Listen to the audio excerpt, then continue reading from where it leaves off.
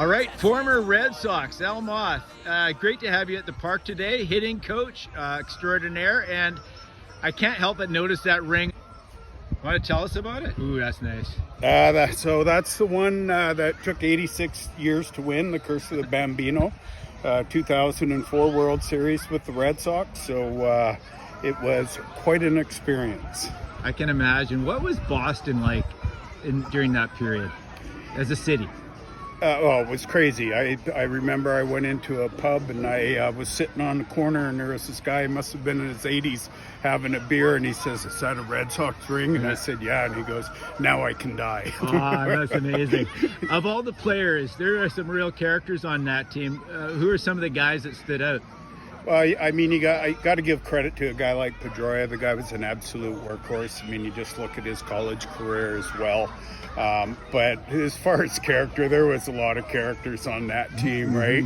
Kind of reminds me, I don't know what year it was, with the Phillies when Dalton and all those guys were there. Yeah. But yeah, it was a neat crew. And I mean, the fact that we were down 3-0 to the Yankees, and I think it was Ortiz who hit the home run for us to win that game, sweep them, and then sweep St. Louis.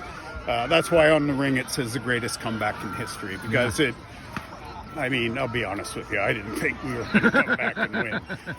Yeah, well, it was pretty neat. I think it was last year we had, or the year before, Manny Ramirez was at the park. Did you run into him? I did not. I heard afterwards, and I think he came here as well. Yeah, he did. Yeah. I got the pleasure to meet him, and very nice man. And his son got drafted too, so he played for the Victoria Harbor Cats. Yeah, both of them. Both of them did. Yeah.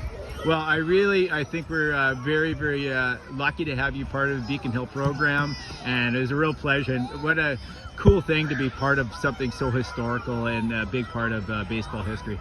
Well, it's my pleasure being here, and you know, as we're working towards building a culture here, it's all about getting first off, getting all the coaches on the same page where there's a structured system that they're all following. Yeah. And then the next phase, we'll push that out to the parents.